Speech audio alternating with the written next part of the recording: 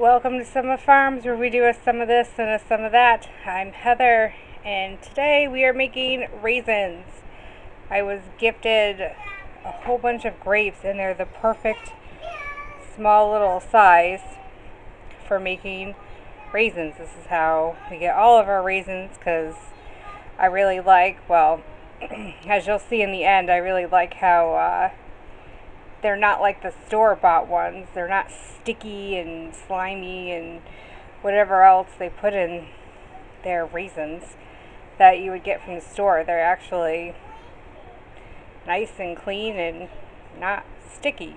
I mean, if you break one open, the inside's a little sticky, but it's not like the box stuff in the store. These are actually good raisins. In fact,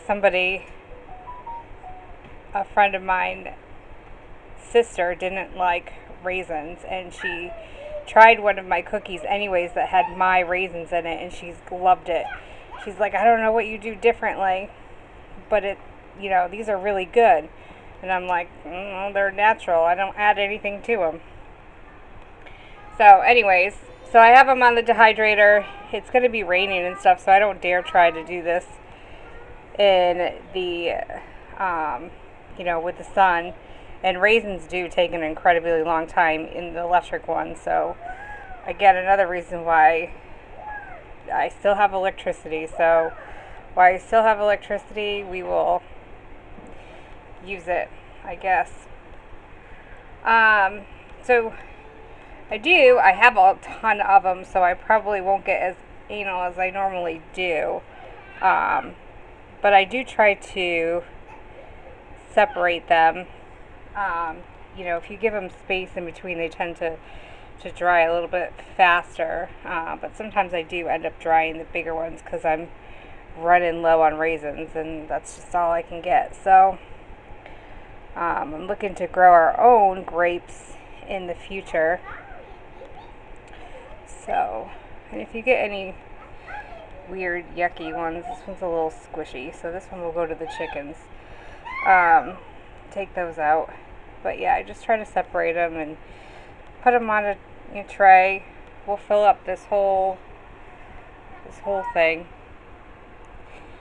and I will get back to you once they're all dry, which will actually take a few days. So it usually takes approximately about 48 hours. It's been really humid here, so I don't know, it may even take a little bit longer, we'll see. I just put it on the fruit setting, and like I said, usually it's about 2 days in the dehydrator. So we'll see how long this goes for. All right, we'll come back in a couple days. And we had so many extra grapes that we decided to make jelly with them. So I got the kids involved too. And as you can see, they had a lot of fun. Zofia, we kind of made a little homeschool project out of it. And Zach, well, he was excited to help, or I guess more so eat the grapes, which was totally fine. It was a real good time. And just a side note, I normally make more jams than I do jelly, so I learned this the hard way. But you're not supposed to double jelly recipes. So the first batch didn't quite come out as good because I had doubled it. So lesson learned, and we did it again as just a single batch, and it worked out fine.